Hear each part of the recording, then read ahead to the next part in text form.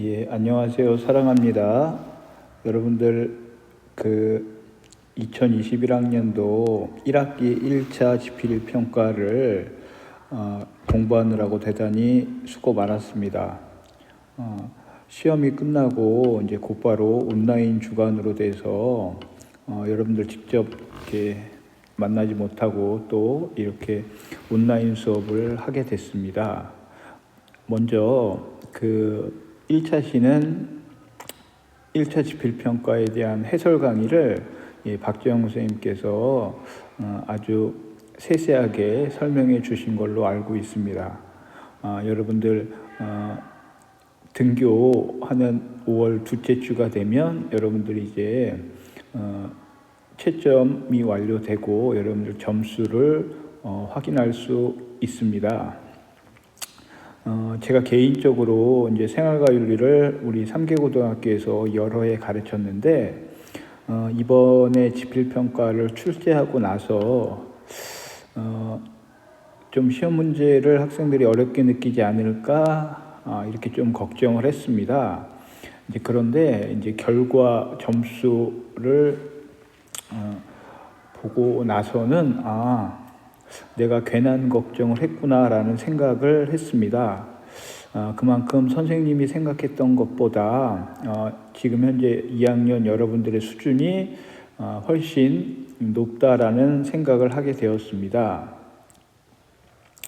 어쨌든 여러분들이 학교 등교해서 수업을 듣고 또는 이렇게 온라인으로 수업을 들을 때 여러분 나름대로 이제 집중을 해가며 열심히 공부한 것이라는 생각이 들었습니다.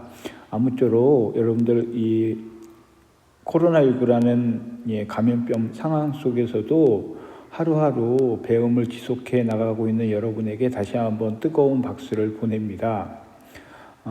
이제 날도 하루가 다르게 따뜻해지고 있습니다.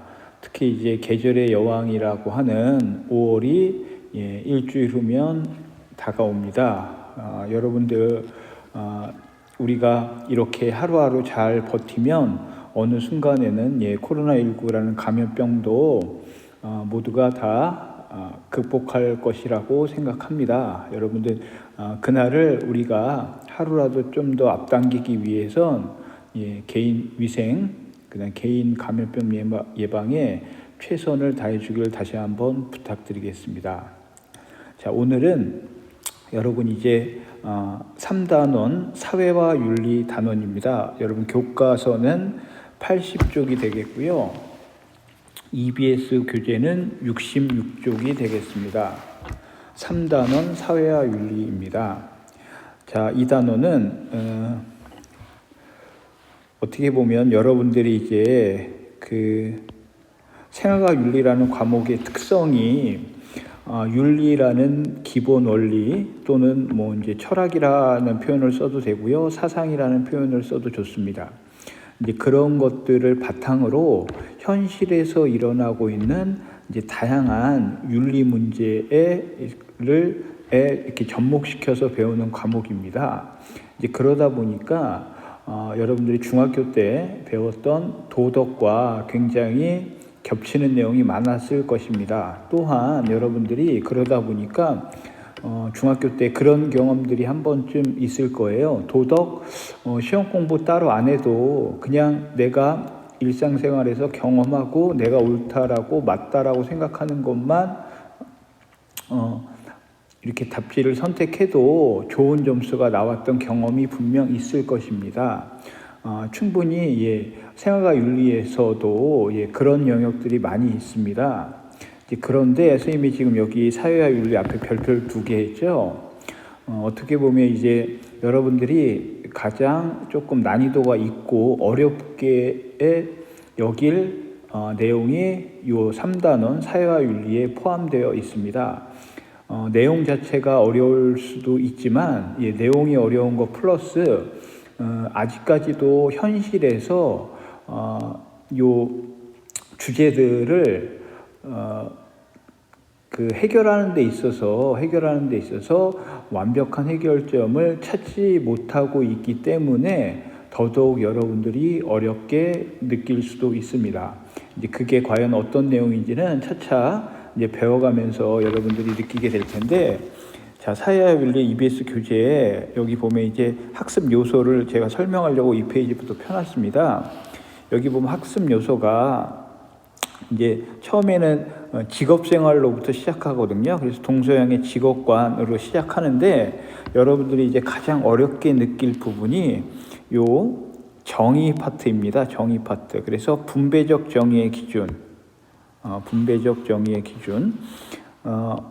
특히 여기서 이제 그 정의라고 하는 이 정의라고 하는 요소가, 이 정의라고 하는 여기에 대해서 여러분들이 심층적으로 배울 텐데, 선생님이 좀 전에 설명했듯이 정의라고 하는 개념은 여러분 고등학교 2학년 수준에서 여러분들 나름대로 분명히 이해하고 있는 부분이 있는데, 이게 과연 현실에서 완벽한 정의사회가 됐느냐, 이건 뭐 우리나라뿐만 아니라 전 세계가 완벽한 정의를 실현하고 있느냐, 거기에는 예라고 대답을 하기 좀 어려울 겁니다. 이제 그만큼 이건 어떤 사전적이고 우리가 아는 일반적인 이론적인 정의 개념을 현실에서 실현하기는 이제 굉장히 어렵다라고 하는 얘기입니다.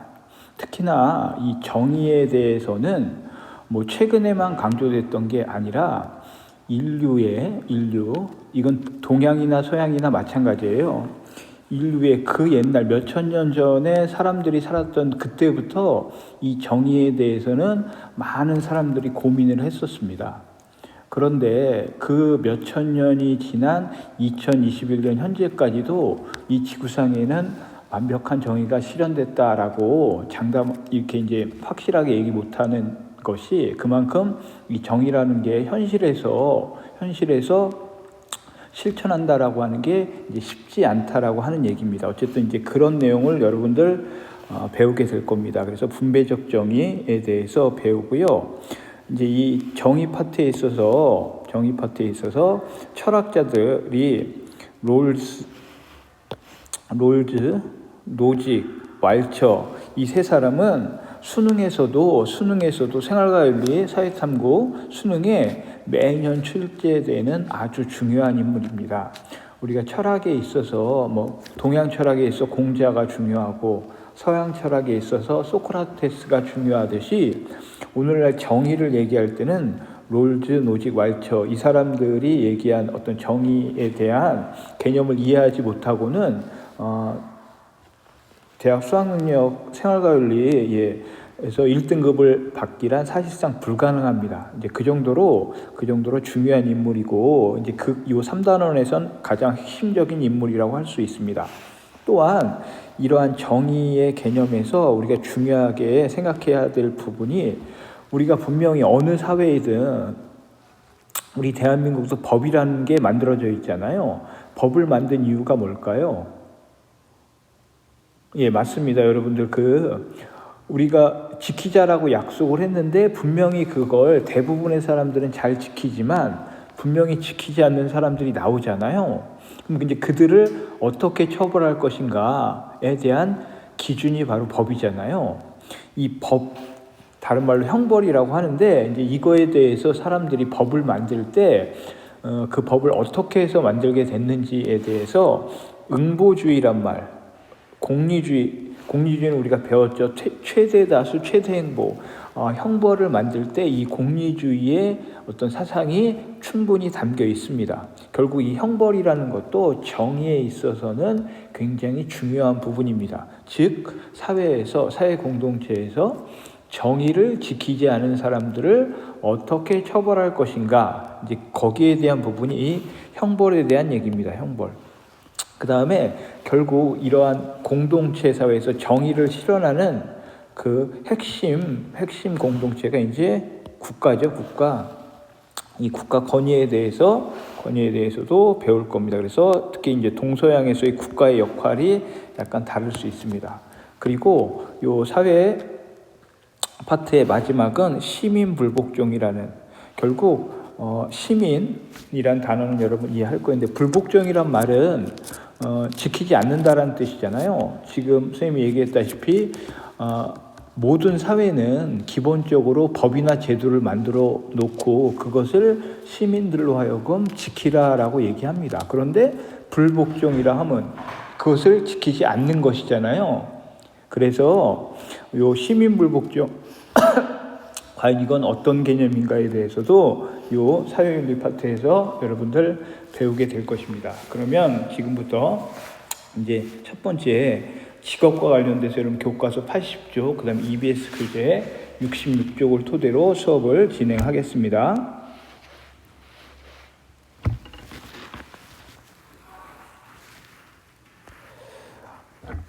자, 제목이 여러분들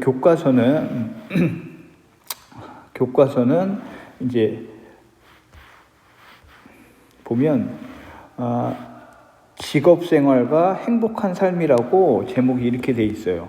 결국 우리는 인간은 이 직업을 통해서 행복한 삶을 만들 수 있다라고 하는 어떻게 보면 굉장히 단순한 논리인데 과연 그러면 인간에게 직업은 어떤 의미를 갖고 있느냐 여기에 대해서 이제 얘기를 할 거예요. 얘기를 할 건데 그래서 인간에게 있어 직업이라고 하는 것은 어떤 의미를 갖고 있냐라고 봤을 때 자신의 적성, 그렇죠? 이 적성이라고 하면 분명히 사람마다 잘하는 게 있고 좋아하는 게 있고 정말 싫어하는 게 있고 이런 게 있죠. 그런 것들을 통틀어 적성이라고 얘기해요. 자, 능력이라고 하는 건 그쵸, 잘할 수 있는 거죠. 잘할 수 있는 거. 그래서 여러분들 적성과 능력을 구분하는 한 가지 예를 들어보면 이런 거예요. 뭐 전교 1등, 수학, 영어, 국어 공부를 너무 잘하는 친구가 있어요. 공부에 대한 능력이 뛰어나다라고 얘기하죠. 그러면 우리 흔히 생각하기에 이 친구 예를 들어 고등학생이라고 하면 그래 너 똑똑하니까 의대나 법대 가라 이렇게 얘기할 수 있잖아요. 일반적으로. 그런데 그렇게 뛰어난 어떻게 보면 이제 뭐 IQ도 좋고 배움에 대한 뛰어난 능력을 갖고 있는 친구가 예를 들면 피 이렇게 사람의 피든 동물의 피든 피를 보면 경기를 일으킨다고 하죠. 기겁을 하는 거예요. 뭐 심지어 이제 실신하기까지는 분명히 그런 사람이 있거든요. 그런 사람들은 아무리 공부를 잘하고 훌륭해도 이제 의대 같은 데 가기는 좀 어려울 거예요. 그렇죠? 그러니까 능력은 갖고 있지만 적성이 거기에 안 맞을 수 있는 거예요. 그래서 우리는 자신의 적성과 능력에 따라 일정 기간 지속적으로 종사하는 일을 직업이라고 합니다. 그리고 거기에는 경제적 재화를 취득하여, 그렇죠? 돈을 번다는 얘기죠. 재화를 취득해서 사회적 역할을 수행한다. 여기서 사회적 역할을 수행한다라고 하는 건 결국 이를 통해서 우리는 결국 경제가 발전하고 결국 그게 이제 국가의 어떤 경제가 발전하는 그게 사회적 역할이 수행한다라고 표현하는 거예요. 인간에게 있어 직업은 이렇게 지속적으로 종사하는 자신의 적성과 능력에 따라. 그래서 여러분들 그 어른들이 그렇게 얘기하잖아요. 직업교육할 때 네가 학생이 장래에 어떤 일을 하고 싶은지를 고민할 때에는 내가 좋아하는 일, 그래야 오래 할 수 있다는 거예요. 당연히 그 일을 통해서 내가 얼만큼 경제적인 여유를 가질 수 있느냐. 여기서 이제 경제적인 여유라고 하는 건 개인마다 다를 수 있죠. 어떤 사람은 나는 한 달에 100만 원이면 살 수 있어 라고 생각할 수도 있어요. 근데 어떤 사람은 나는 아니야. 나는 한 달에 1000만 원 이상 있어야 돼. 이건 개인마다 다를 수 있는 거예요. 어쨌든 핵심은 일을 통해서 우리는 재화를 얻을 수 있다라고 하는 겁니다. 그래서 궁극적으로 그건 사회적 역할을 수행하는 일에 있습니다. 이러한 직업은 옛날부터 이제 동양과 서양에 있어서 그 직업이라는 어원을 통해서도 담겨 있는 의미를 알 수 있다는 거예요. 그래서 여러분들 이제 동양은 여기 보면 아래 동양의 직업관에서 공자, 명자, 순자 요 세 사람 유교에서 핵심 사상가를 통해서 확실히 더 이해를 할 텐데 어쨌든 동양에서는 직업하면 이 직이라고 하는 게 여러분 회사하면 직책이라는 표현을 써요. 학교에도 직책이 있어요. 여러분들 뭐 교무부장님, 연구부장님 이렇게 부르는 게 그 직책이에요. 담임교사 선의 직책이죠. 그래서 사회적 지위나 역할에 따른 직책이라는 개념이 동양에서는 포함되어 있고요. 직자가 그거고 뒤에 달린 이 직업할 때 업자는 생계를 유지하는 노동을 뜻합니다. 그러니까 우리가 정신적인 노동이든 육체적인 노동이든 어떤 인간이 일을 통해서 생계를 유지한다. 즉 여기에는 동양에서는 사회적 역할과 생계를 유지하는 어떤 노동, 이게 직업이라는 뜻이 담겨 있다는 얘기예요. 자,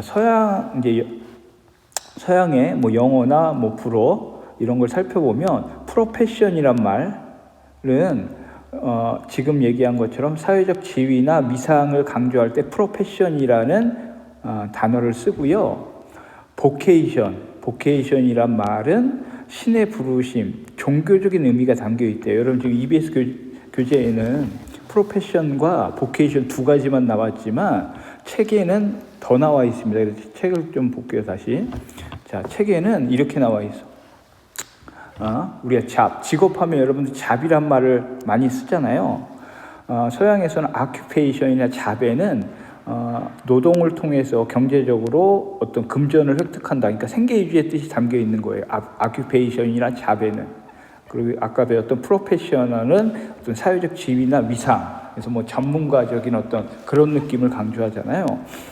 vocation, calling이란 말이 또 하나 추가됐어요. 책에는. 그러니까 calling이나 vocation은 어떤 사명감, 즉 신이 나에게 어떤 것을 하라고 맡겼다. 따라서 나는 그걸 열심히 해야겠다. 신의 부름.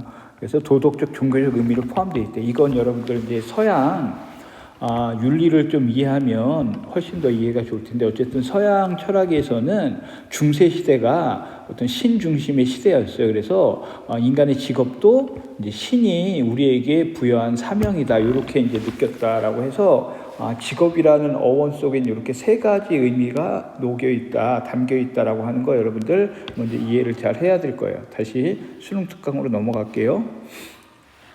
그래서 결국 우리는 이제 직업을 통해서 첫 번째 생계를 유지한다. 돈을 번다는 얘기죠. 돈을 번다는 얘기예요. 두 번째 자아를 실현할 수 있다. 결국 직업이 개인의 적성과 능력이 고려될 수밖에 없다는 게 바로 이거예요. 우린 직업을 통해서 나라는 존재를 이제 끌어내고 유지하고 기쁨이나 행복을 찾을 수 있다는 거야. 그러니까 정말 내가 하기 싫은 일을 계속한다. 그건 결국 자신의 에게 해가 되고, 그렇죠. 그런 직업은 오래 하기 힘들다라고 하는 겁니다. 그래서 적성이나 능력을 고려한 직업을 선택하라고 하는 게 이 자아 실현과 굉장히 관련이 깊기 때문에 얘기합니다. 결국 우린 이러한 직업을 통해서 공동체의 사회나 국가에 참여하게 됩니다. 그래서 역할을 분담하고 사회 발전에 기여할 수 있다. 직업은 우리에게 이 세 가지를 얘기하고 있습니다. 자, 이제 이러한 직업을 바라보는 관점, 먼저 이제 동양의 관점을 알아볼게요. 자, 이미 배웠던 내용이 반복되기도 합니다. 자, 공자, 유교를 창시했던 위대한 인물이죠. 공자가 얘기했던 정명, 다시 한번 반복되네요.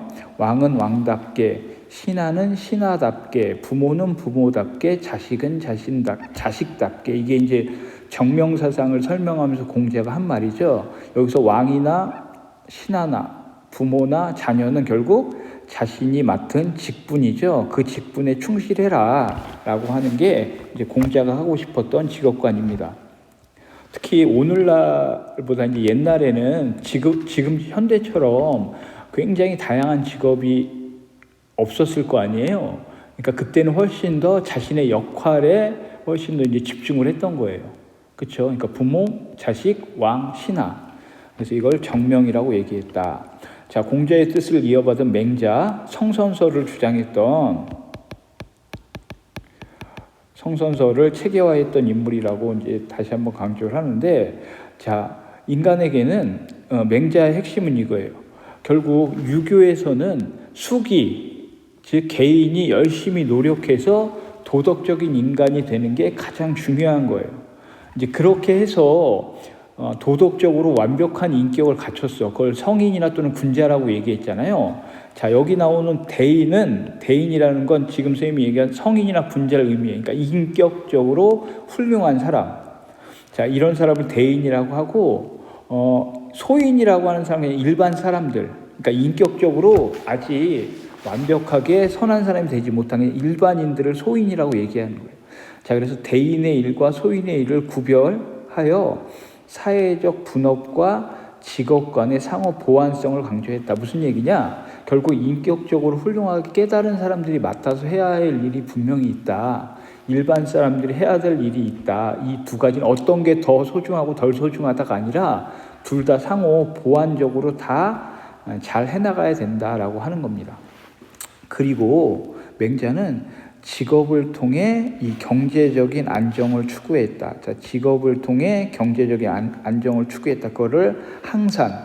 그 다음에 도덕적인 항심이 기반이 된다. 이게 무슨 얘기냐면, 자, 맹자가 성선설을 주장했다라고 얘기했잖아요. 이 성선설에, 자, 맹자가 성선설을 주장했는데, 인간이 태어날 때부터 선한 마음을 갖고 있다가 성선설인데, 그 선한 마음의 단서가 뭐예요? 사단이라고 했죠. 측은지심, 수호지심, 사양지심, 시비지심. 이 네 가지의 단서를 모두가 갖고 있는데 마음은 선생님이 보이지 않는다고 했잖아.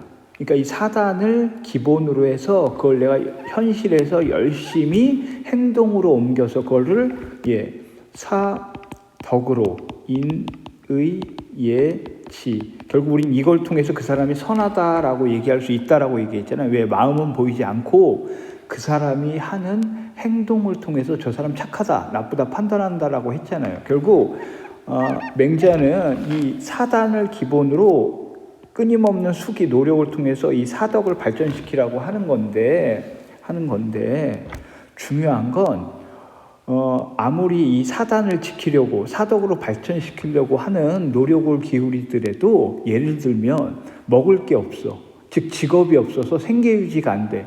일주일을 굶었다 쳐봐요. 우리 서양에도 그 장발장 얘기 스토리가 그거잖아요. 빵을 훔쳐서 몇 년씩 감옥에 가잖아요. 맹자도 비슷한 얘기를 한 거야. 일반 사람들이, 일반 백성들은 이 사단, 착한 마음을 지키기 위해선 일정한 직업이 있어야 된다. 그래서 여기서 말하는 일정한 직업을 통해서 경제적 안정, 그걸 항산이라고 얘기했어요. 항산. 그렇게 되면 항산이 있으면, 즉 일정한 직업을 통해서 경제적 안정이 되면 요 사단을 사덕으로 만들 수 있다. 그게 항심이에요. 항상 착한 마음을 유지할 수 있다. 뭐가 있으면? 항산이 있으면. 그래서 요 일반 백성들의 안정적인 직업을 만들어주는 역할을 누가 해야 된다? 왕이 해야 된다. 그래서 맹자는 주장을 했던 거예요. 방벌사상 역성혁명이라고도 얘기하는데, 왕이 정치를 잘 못해. 특히 일반 백성들이 도덕적 마음을 유지할 수 있게 안정된 직업, 즉 항산을 만들어줘야 되는데 왕이 그걸 못 만들어줘. 그럼 왕을 바꿀 수 있다라는 굉장히 혁명적인 생각을 했어요. 그래야 일반 백성들은 항산이 있어야 항심을 유지할 수 있다라고 얘기했어요. 다만 대인, 인격적으로 완성된 성인이나 군자는 항산이 없어도 항심을 유지할 수 있대요. 그러니까 그 정도로 끊임없는 노력을 했다라는 거 하는 거야. 근데 대부분의 소인, 일반 사람들은 항산이 없으면 항심을 유지할 수 없다. 요걸 여러분들 오늘날의 용어로 해석하면, 그쵸? 여러분들 한 개인이, 시민이 일정한 직업이 없으면 도둑질할 수 있다라고 하는 겁니다. 선한 마음을 유지하기가 쉽지 않다는 거야. 그러기 위해서 국가는, 그쵸, 좋은 일자리, 정규직이라고 표현하죠. 이제 그런 걸 만들어야 한다. 여러분들 몇천 년 전에 맹자가 벌써 이런 생각을 했다라고 하는 거 대단하지 않습니까?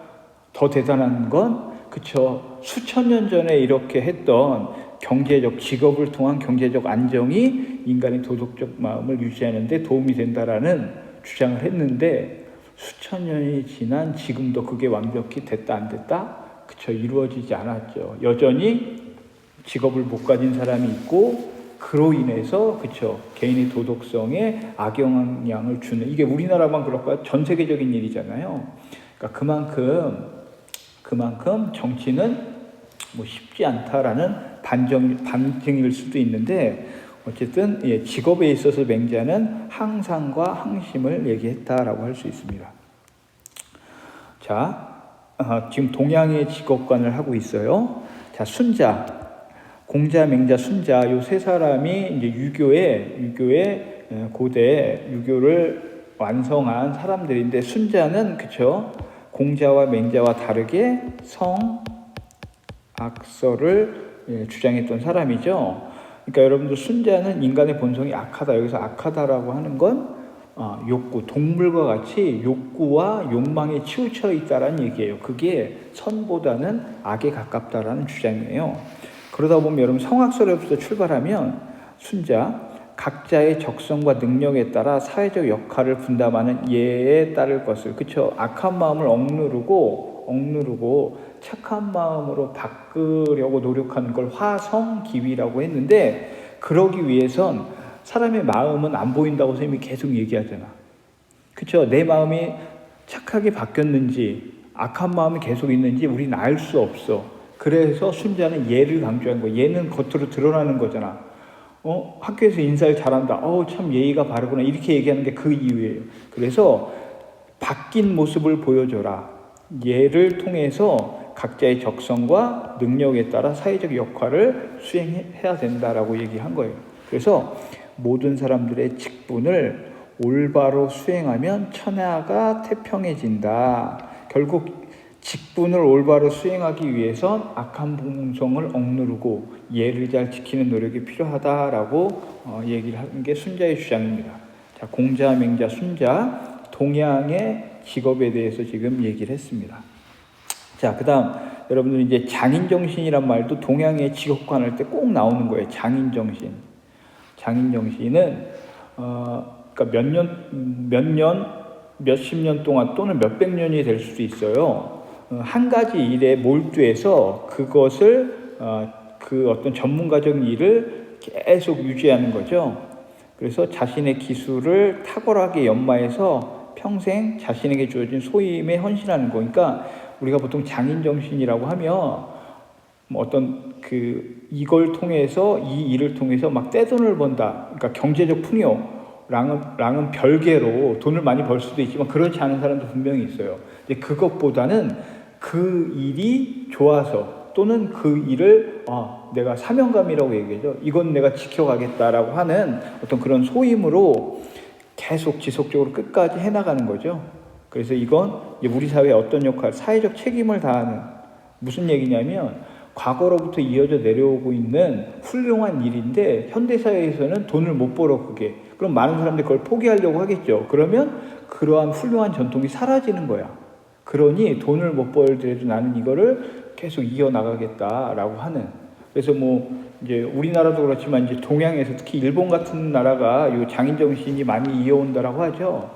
몇 대째 이어서 오는 국수집, 이제 그런 것들이 이 장인정신을 대표하는, 즉 장인정신에는 공동체의 구성원으로서 자신의 역할을 다 하겠다라는 이런 게 담겨 있다라고 할 수 있습니다. 자, 이제 동양을 알아봤으니 서양을 알아봐야죠. 서양은 많이 나오네요. 자, 플라톤, 중세 그리스도교, 칼뱅, 마르크스. 자, 플라톤. 각자 타고난 기능에 따라 사회적 역할을 분담한다. 자, 플라톤은 인간을 어떻게 보냐면, 자, 지혜가 뛰어난 사람, 또는 용기가 뛰어난 사람, 또는 근검, 절약, 다른 말로 절제를 잘하는 사람, 이렇게 인간을 세 가지로 구분을 했어요. 그래서 지혜가 뛰어난 사람은 당연히 사람을 통치하는 정치가, 용기가 그쵸 군인을 해야겠죠. 그 다음에 이제 일반 농민, 이렇게 각자 타고난 어떤 고유 기능에 따라 역할을 분담해야 한다고 했습니다. 근데 여기서 여러분 플라톤은 정치가는 그냥 정치만 하는 거야. 군인은 즉 이 계급 간의 이동은 할 수가 없다라고 얘기했어요. 여러분 오늘날의 관점으로 보면 당연히 안 되죠. 왜? 공부 열심히 해서 뭐 군인하던 사람이 정치가 할 수 있잖아요, 요즘. 근데 플라톤이 살았던 이 시대의 플라톤은 그렇게 주장하지 않았어. 정치가는 계속 정치가. 왜? 지혜가 뛰어나니까. 딴 일 하지 마. 용기가 뛰어난 사람은 그냥 군인만 해. 절약하고 열심히 근검절약하는 사람은 농민만 해. 그래서 이 계급 간의 이동을 하지 않는 거라고 했어요. 근데 요거는 이제 비판을 많이 하는데 좀 더 우리는 깊이 알아야지. 플라톤은 이제 그러니까 아기가 태어나면 국가가 모두 키워서 즉 이제 국가의 타가수를 운영하는 거죠. 똑같은 교육을 시키는 방법을 제시했어요. 그러니까 모든 그 국가 안에 있는 모든 아기를 국가가 똑같은 교육을 통해서 가르치는 거야, 어렸을 때부터. 이제 그러다 보면 그 중에서 똑같은 교육을 받았으니까 어떤 뭐 진짜 머리가 좋은 아이들은 그쵸, 그 능력을 발휘하겠죠. 용기를 갖고 태어난 아기는 또 그 능력을 발휘할 거야. 이렇게 국가가 똑같은 교육을 통해서 지혜를 가진 사람들은 정치가로 배출하고 용기 있는 아이들은 군인으로 배출하고 이런 교육. 그러니까 오늘날로 치면 어떤 이제 국가의 의무 교육을 처음으로 얘기했던 사람이야. 그리고 또 이제 여기서 그친 게 아니라 플라톤은 심지어 어떤 얘기까지 했냐면 정치가는 결혼을 할 수 없다. 사유재산은 농민만이 가질 수 있다. 왜? 정치가가 결혼을 하면 자기 가족들이 생기잖아요. 그러면 욕심이 생긴다는 거야. 내 가족을 위한. 그래서 그런 안전장치를 마련해 뒀어요. 어쨌든 플라톤 사상의 핵심은 이렇게 사람은 각자 타고난 고유의 기능이 있는데 그 기능에 맞게 역할을 분담하는 게 중요하다고 얘기했어요. 결국 직업을 통해 자신의 고유한 기능을 발휘하면 그게 뭐 덕이 될 수 있다. 그러니까 여기 뭐야? 정치가는 지혜의 덕을 갖추는 게 제일 중요해요. 군인은 용기라는 덕, 일반 백성들, 농민들은 절제라는. 그래서 플라톤이 얘기하는 핵심 덕은 지혜, 용기, 절제. 이렇게 한 국가에서 정치가는 지혜를 잘 발휘해, 군인은 용기 있게 나라를 지켜, 일반 백성들은 절제래. 그러한 국가가 정의로운 국가다 해서 이 네 가지의 덕을 주장했어요. 그래서 이 정의라는 덕을 만들 수 있는 건 이렇게 지혜, 용기, 절제가 중요하다고 얘기했습니다. 자, 이제 중세 그리스도교 볼게요. 중세 그리스도교는 여러분들 신중심의 사회였어요. 그러다 보니까 인간의 노동은 원죄에 대한 벌이다라고 해석을 했어요. 그래서 신이 부과한 거다. 그래서 여러분들 이 원죄는 인간이 태어날 때부터 갖고 있었던 죄. 성경에 나오는 아담과 이브 선악과를 먹지 말라고 신이 명령했는데 그걸 안 지켰다라고 얘기가 나오죠. 이제 그렇기 때문에 인간은 모두 태어나면서 죄를 갖고 있다. 중세 시대에는 종교 기독교에서는 이런 생각을 갖고 있어요. 그래서 사람은 필연적으로 노동이라고 하는 것을 할 수밖에 없게 되었다라고 보는 겁니다. 그리고 인간은 그런 의미에서 원죄를 갖고 있기 때문에 속죄, 그 원죄에 대한 어떤 내가 죄를 사하는 차원에서 노동을 해야 된다라고 강조를 한 겁니다. 한 거예요. 자, 그런데 칼뱅이라는 사람 종교학자예요. 중세 그리스도교가 결국에는 이제 막을 내리게 되는 가장 큰 이유는요, 이 신을 얘기했던 사람들이 타락을 하게 돼.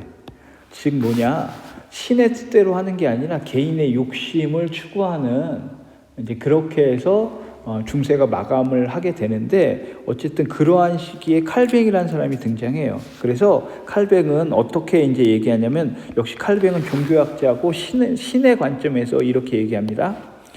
직업이라고 하는 건 인간에게 신의 부르심이다. 이걸 다른 말로 소명이다. 그러니까 신이 우리에게 명령한 거다. 따라서 내가 일을 열심히 하는 게 중요해. 왜? 신이 그렇게 명령했으니까. 결국 그러면서 우리 인간은 근면하고 성실하게 생활을 해서 직업적 성공을 거두는 게 중요하다라고 칼뱅은 이 타락한 중세 시대를 비판하면서 직업 소명설이란 걸 얘기합니다. 직업 소명설. 근데 이게 이제 왜 중요하냐면 여러분 이러한 칼뱅의 주장을 통해서 많은 사람들이 그래 신이 나에게 즉 내가 맡은 일을 열심히 하는 게 신의 소명을 다하는 거구나를 깨달으면서 서양에서는 이걸 프로테스탄티즘 윤리라고 하는데 경제가 발전돼요. 경제 즉 자본주의 경제가 발전하게 되는 굉장히 사상적 토대를 이 칼뱅에 의해서 만들어졌다라고 합니다. 여러분 이 정도 선에서 이제 이해하면 좋겠고요. 마지막으로 서양의 지역가 마르크스. 여러분들 마르크스는 공산주의라는 사상을 이론을 만든 사람입니다. 자, 마르크스는 공산주의 사상을 잠깐 얘기해요. 사회 사상에 가서 이제 더 배울 텐데 공산주의 사상은 자본주의가 이제 극도로 발전하면서 치명적인 문제가 발생하죠. 빈부격차. 즉 공장을 소유한 자본가들은 계속 부자가 되고 그 공장에서 일하는 노동자들은 계속 가난해지는 거예요. 그래서 마르크스는 생각하기에 자본주의는 필연적으로 망할 수밖에 없다라고 생각한 거야. 왜냐하면 자본가는 숫자적으로 적은데 훨씬 많은 부를 갖고 있어. 노동자들은 훨씬 많은데 자본가들보다 훨씬 열악하게 살아. 그러다가 결국엔 이 노동자들이 소수인 자본가를 타도하고 물리치고 계급이 없는 평등한 사회를 만들 것이다. 그게 바로 공산주의라고 이제 이론을 전개해요. 어쨌든 이제 그러한 과정 속에서 마르크스는 인간은 노동이라고 하는 신성한 걸 통해 자신의 본질을 실현해야 되는데, 그러니까 노동이 인간에게서 굉장히 중요하다고 보는데, 여기 보면 자본주의 체제의 분업화, 이 분업화는 결국 기계의 발명으로 인해서 기계가 인간의 할 일을 대신하게 되죠. 인간의 노동은 노동으로부터 인간이 소외된다라고 하는 거예요. 이 노동으로부터 소외된다라고 하는 건 단순하게 생각하면 인간들이 이제 기계가 일을 대신해 주니까 편해졌네가 아니라 생계 유지를 위한 수단이 없어지는 거예요. 즉 실업자가 되는 거예요. 그래서 자신의 노동으로부터 소외됐다. 자신의 역할을 수행할 수 없게 됐다라고 해서 이 자본주의 분업화를 비판한 겁니다. 그만큼 인간에게 노동은 중요하다. 그러면서 마르크스는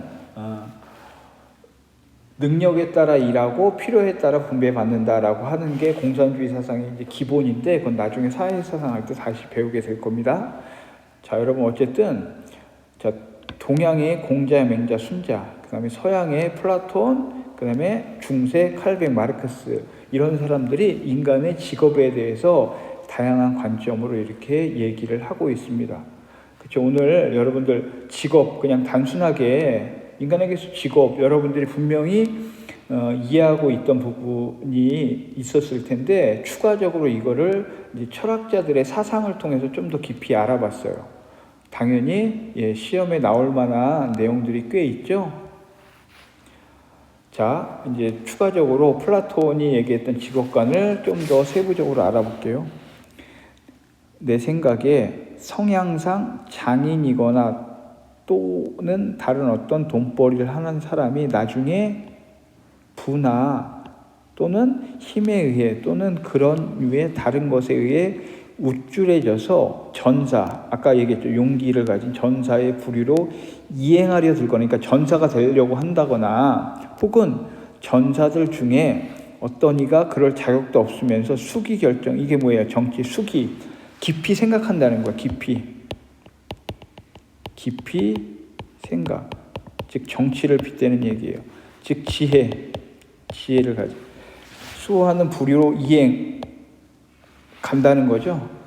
든다면 그리하여 이런 사람들이 서로 도구나 직분을 교환하게 된다면 또는 동일한 사람이 이 모든 일을 동시에 하려 든다면 그런 경우에 내 생각에도 그렇지만 자네들한테도 이들의 이 교환이나 참견이 이 나라의 파멸이란 말까지 썼대요. 결국 플라톤이 쓴 국가를 정의롭게 하기 위해서는 아까 얘기했죠. 지혜, 용기, 절제, 즉 정치가는 지혜를, 군인은 용기를, 시민은 절제를, 즉 자신의 맡은 직분에 충실해야 되시 자, 이동은 안 된다, 절대 안 된다라고 했던 거예요. 그래서 해설 보면 플라톤은 인간의 영혼이 이성, 기계, 욕망. 여러분 여기서 이제 알겠죠? 이성은 지혜를 상징합니다. 기계는 용기를 상징합니다. 욕망은 절제. 세 부분으로 나눠 있다 보았다. 그는 이 세 부분이 어떻게 상응하는가에 따라 사람이 통치자, 정치인, 방위자, 군인, 생산자, 절제, 일반 시민 세 계층으로 나누었으며 국가는 세 계층이 각자의 본분에 맞는 탁월성. 국가는 세 계층이 각각 본분에 맞는 탁월성을 발휘하여 조화를 이룰 때 정의로울 수 있다. 지혜, 용기, 절제라고 하는 게 이루어질 수 있고 플라톤은 정의는 이렇게 해서 이루어진다라고 얘기를 한 겁니다. 그래서 플라톤의 직업관 굉장히 중요하니 여러분들 잘 알아두세요. 오늘 직업에 대해서 여러 사상가들을 배웠는데 여러분들 다시 한번 동양의 공자, 명자, 순자 그리고 서양의 이 사상가들을 통해서 여러분들 직업에 대해서 다시 한번 복습을 하기 바랍니다. 다음 시간에 나머지 과연 직업이 우리 행복한 삶과 어떻게 연결되고 이제 전문가, 공직자 이런 직업에 대해서 함께